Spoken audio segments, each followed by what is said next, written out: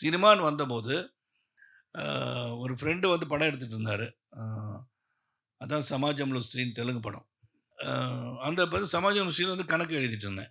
Because BSc மேத்தமேட்டிக்ஸ்னால அந்த கணக்கு எழுதிட்டு இருந்த காரணத்தினால அவர் என்ன பண்ணார், அக்கௌண்ட்ஸ் பார்த்துட்டு இருந்தேன். அப்போ வந்து ஒரு நாள் ஒரு நடிகர் வரலன்னொன்னே எல்லாம் பார்த்தாங்க. சார் நீங்கள் அந்த கேரக்டர் பண்ணிடுங்கன்னாங்க.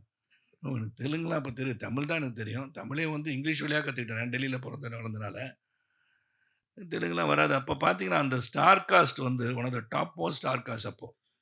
அதில் வந்து சுமன், பானுச்சந்தர், விஜயசாந்தி, கொல்லப்படி மாருதிராவ், ராவ் கோபால் ராவ், இப்படி ஸ்டார் காஸ்ட்டு. அப்புறம் ராமகிருஷ்ணா ஒருத்தர் டைரக்ட் பண்ணார். அப்போ அந்த படத்தை திடீர்னு நடிக்க சொல்லிட்டாங்க. நடிக்கிறது இப்போ அந்த காட்சி என்னன்னு சொன்னால், விஜயசாந்தி கூட பேசிட்டு வரணும். அப்போ வந்து விஜயசாந்தி அவங்க தான் சூப்பர் ஸ்டாராக இருந்தாங்க தெலுங்குலலாம். பெரிய ஆள் அவங்க. லேடி சூப்பர் ஸ்டார்ன்ற பேர் வாங்கினவங்க. அப்போ அவங்க வந்து பரபரப்பாகவே இருந்தாங்க.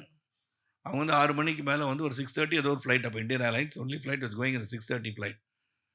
அப்போ அதுக்கு அவங்க போகணும். பெரிய லாங் டயலாக் ஒன்று கொடுத்துட்டாங்க. பேசி பார்த்தா வரல. அந்த அம்மா ரொம்ப டென்ஷன் ஆகிட்டே இருந்தாங்க. அப்புறம் அசிஸ்டன்ட் கேமராமேன் கூப்பிட்டு போய் அவங்க சத்தம் வேற போட்டாங்க அவங்க. என்னங்க நீங்கள் வந்து யாராச்சும் ஆர்டிஸ்ட்டை வச்சு எடுக்காமல் யாரையாரையோ வச்சு படம் எடுத்துகிட்ருக்கீங்க, நான் டு கோ அப்படி இப்படின்னு கத்திட்டு இருந்தாங்க. உடனே அந்த அசிஸ்டன்ட் கேமராமேன் கூப்பிட்டு போய், சார் யாருமே இல்லைன்னு நினைங்க, கொடுத்த டைலாக்கை வருதோ இல்லையோ ஏபிசிடி சொல்கிற மாதிரி சொல்லி முடிச்சிருங்க சார். சொன்னால் ஷார்ட் வந்துடுச்சு, ஓகே ஆக்ஷன்லாம் முடிஞ்சிடுச்சு. That was my first appearance on cinema.